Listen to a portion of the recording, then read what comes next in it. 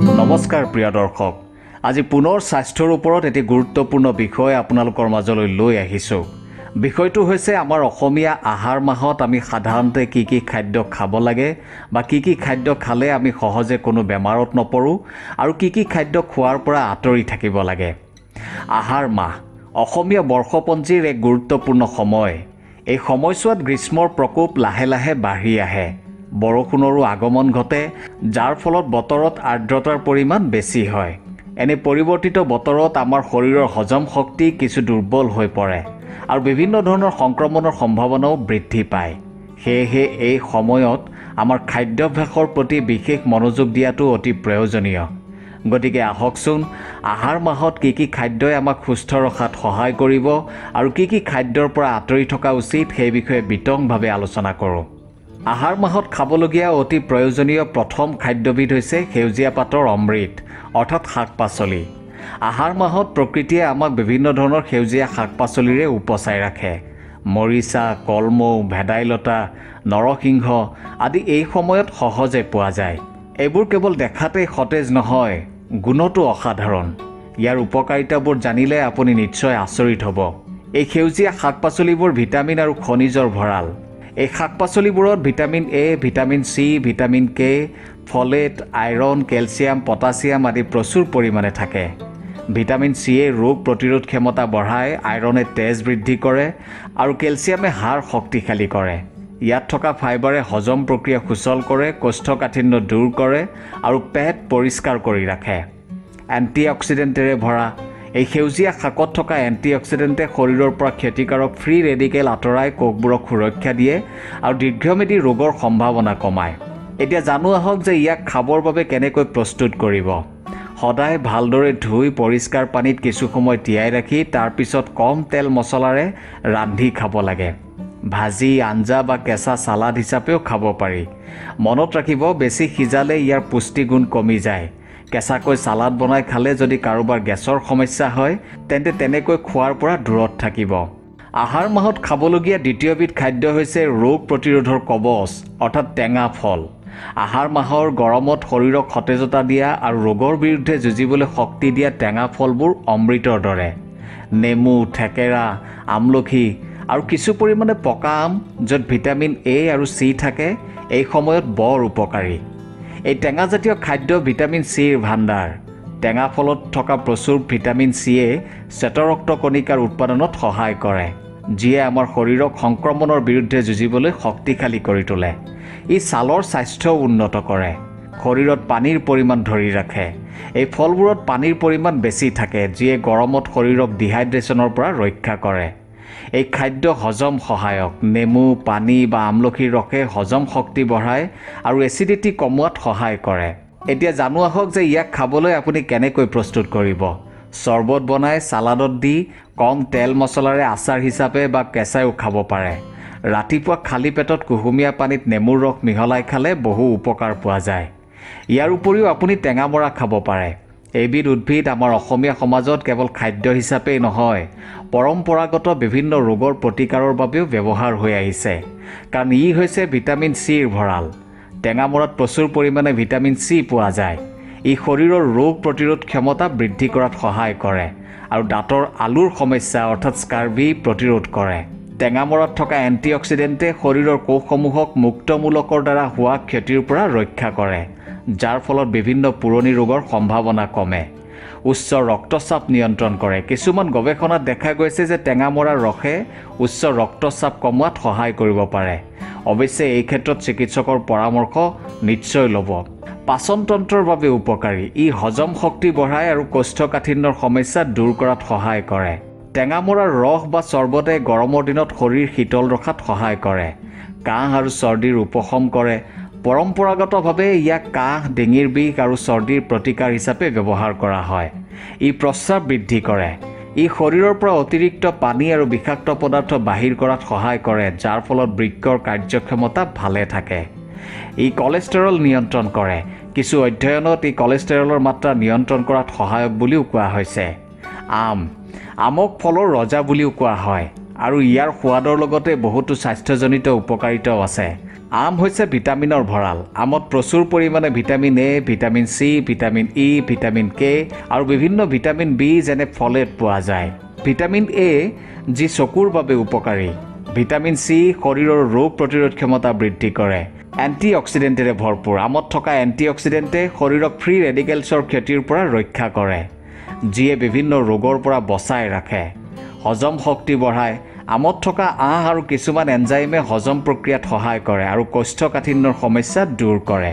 ছাল আৰু চুলিৰ বাবেও আম উপকাৰী। ভিটামিন চি আৰু ভিটামিন এ ছালখন উজ্জ্বল কৰি ৰখাত সহায় কৰে আৰু চুলিৰ স্বাস্থ্য অটুট ৰখাত সহায় কৰে।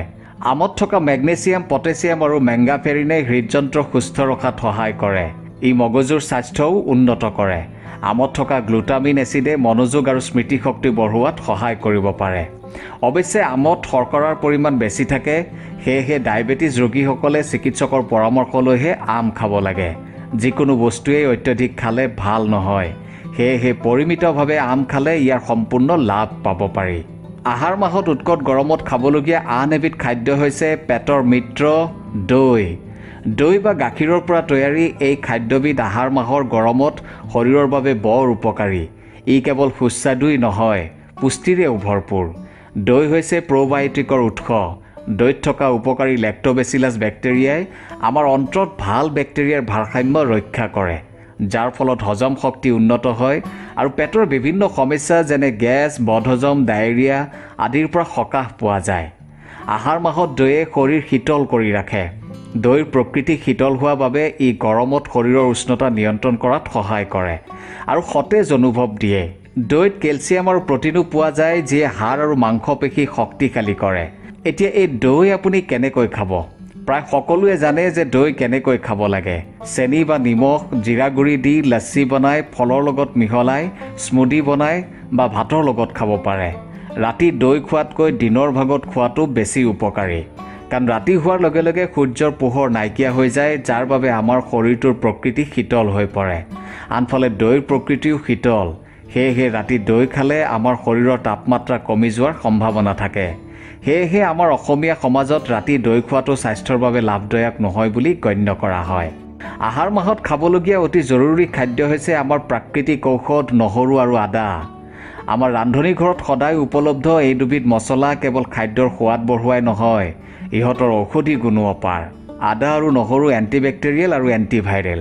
নহৰু আৰু আদাত থকা এলিচিন আৰু জিঞ্জাৰল নামৰ যৌগই বিভিন্ন ধৰণৰ বেক্টেৰিয়া আৰু ভাইৰাছৰ সংক্ৰমণ প্ৰতিৰোধ কৰে।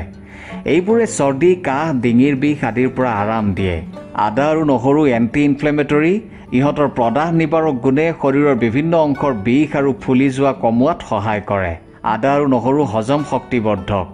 আদাই হজম ৰসৰ নিঃসৰণত সহায় কৰে, যাৰ ফলত খাদ্য সোনকালে হজম হয় আৰু ভোক লাগে।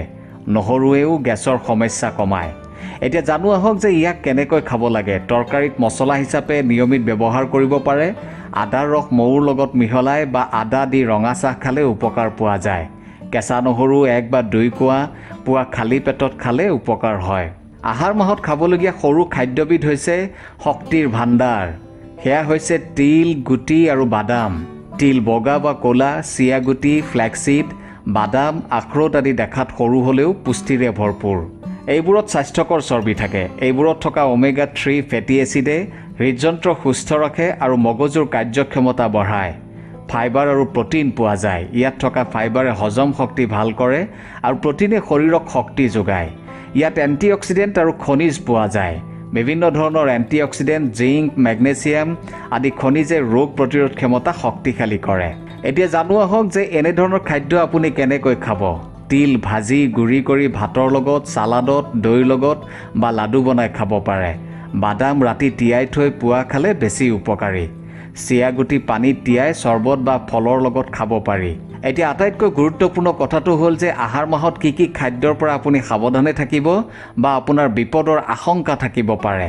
প্ৰথমতে হৈছে পথৰ ৰজা কিন্তু পেটৰ শত্ৰু, বাহিৰৰ কটা ফল বা মুকলিকৈ থোৱা খাদ্য।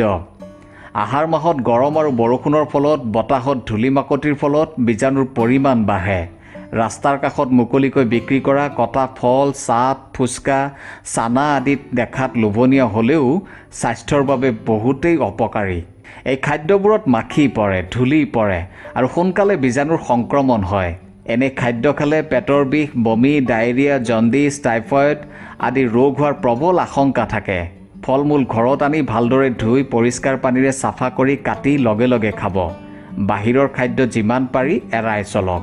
দ্বিতীয়তে হজমৰ বোজা, অত্যধিক তেলীয়া, ভজা পোৰা আৰু মছলাযুক্ত খাদ্য। গৰমৰ দিনত আমাৰ পাচনতন্ত্ৰ অলপ লেহেমীয়া হৈ পৰে। এনে অৱস্থাত বিৰিয়ানী, পৰঠা, লুচি, পকোৰা বা অধিক মছলা দি ৰন্ধা মাংস আদি গুৰুপাকী খাদ্য হজম কৰিবলৈ শৰীৰে অধিক কষ্ট কৰিবলগীয়া হয়। এনে খাদ্য এচিডিটি, গেছ, বুকু জ্বলা পোৰা কৰা, বদহজম, পেট ফুলা আদি সমস্যাৰ সৃষ্টি কৰিব পাৰে। দীৰ্ঘদিন ধৰি এনে খাদ্য খালে ওজন বৃদ্ধি, কলেষ্টৰল বঢ়া আদি সমস্যাও হ'ব পাৰে। সেয়েহে কম তেল মছলাৰে ৰন্ধা পাতল আহাৰ গ্ৰহণ কৰক। ভজা পোৰাৰ সলনি সিজোৱা বা ভাপত দিয়া খাদ্য বাছনি কৰক। চতুৰ্থতে বেক্টেৰিয়াৰ ঘৰ, পুৰণি বা বাহী খাদ্য। আহাৰ মাহৰ গৰম আৰু আৰ্দ্ৰ বতৰত ৰন্ধা খাদ্য সোনকালে নষ্ট হৈ যায়। কোঠাৰ উষ্ণতাত ৰাখিলে 2-3 ঘণ্টাৰ ভিতৰতে ইয়াত বেক্টেৰিয়াৰ বৃদ্ধি হ'বলৈ আৰম্ভ কৰে। বাহী খাদ্য খালে খাদ্য বিষক্ৰিয়া হোৱাৰ সম্ভাৱনা খুব বেছি। ইয়াৰ ফলত বমি, পেটৰ বিষ, জ্বৰ আদি হ'ব পাৰে। সদায় সতেজ ৰন্ধা খাদ্য খাবলৈ চেষ্টা কৰক। যদি খাদ্য ৰৈ যায় তেন্তে লগে লগে ফ্ৰিজত ভালদৰে ঢাকোন মাৰি সংৰক্ষণ কৰক আৰু 24 ঘণ্টাৰ ভিতৰত গৰম কৰি খাই শেষ কৰক। পঞ্চমতে ক্ষণস্থায়ী তৃপ্তি, দীৰ্ঘম্যাদী ক্ষতি। অত্যধিক শীতল পানীয় আৰু আইচক্ৰীম।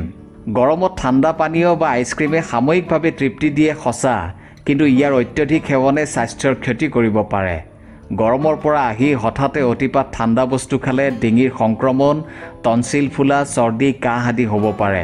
অত্যধিক ঠাণ্ডা পানীয়ে পাকস্থলীৰ ৰক্ত সঞ্চালন কমাই দিয়ে, যাৰ ফলত হজম প্ৰক্ৰিয়া লেহেমীয়া হৈ পৰে। বজাৰত পোৱা শীতল পানীয়ত প্ৰচুৰ পৰিমাণে চেনি, কৃত্ৰিম ৰং আৰু ৰাসায়নিক পদাৰ্থ থাকে, যিবোৰ শৰীৰৰ বাবে হানিকাৰক। পিয়াহ লাগিলে সাধাৰণ পানী বা মাটি কলহৰ পানী খাওক। ঘৰতে বনোৱা নেমু পানী, বেলৰ চৰ্বত, তৰমুজৰ ৰস, ডাবৰ পানী আদি স্বাস্থ্যকৰ বিকল্প। ষষ্ঠতে সংক্ৰমণৰ আশংকা, কেঁচা বা আধা সিজোৱা মাংস, কণী আৰু মাছ। আহাৰ মাহৰ উষ্ণ আৰু আৰ্দ্ৰ বতৰত কেঁচা বা আধা সিজোৱা প্ৰাণীজন্য খাদ্যত বেক্টেৰিয়া আৰু পৰজীৱীৰ বৃদ্ধি দ্ৰুত গতিত হয়।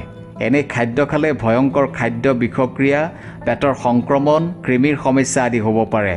বিশেষকৈ গৰ্ভৱতী মহিলা, শিশু আৰু দুৰ্বল ৰোগ প্ৰতিৰোধ ক্ষমতা থকা লোকসকলৰ বাবে ই অতি বিপদজনক। মাংস, কণী আৰু মাছ সদায় ভালদৰে সম্পূৰ্ণৰূপে সিজাই খাব। কেঁচা কণী থকা খাদ্য, চালাড পৰিহাৰ কৰক। মাছ বা মাংস কিনিলে সতেজ চাই লওক আৰু সোনকালে ৰান্ধি পেলাওক। সপ্তমতে পানী আৰু পানী। এই সময়ত শৰীৰক হাইড্ৰেট কৰি ৰখাটো অতি জৰুৰী। দিনটোত কমেও 8 পৰা 10 গিলাচ বিশুদ্ধ পানী খাওক। বজাৰৰ পৰা অনা ফল, পাচলি ভালদৰে ধুইহে ব্যৱহাৰ কৰক। সম্ভৱ হ'লে কুহুমীয়া নিমখ পানীত কিছু সময় তিয়াই থ'ব পাৰে। আহাৰ মাহত এই সৰু সৰু কথাবোৰ মানি চলিলে আমি বহুতো বেমাৰ আজাৰৰ পৰা নিজকে ৰক্ষা কৰিব পাৰোঁ আৰু সুস্থ সবল হৈ থাকিব পাৰোঁ। আপোনাৰ স্বাস্থ্য আপোনাৰ হাতত। আপোনাৰ মতামত কি নিশ্চয় জনাব। ধন্যবাদ।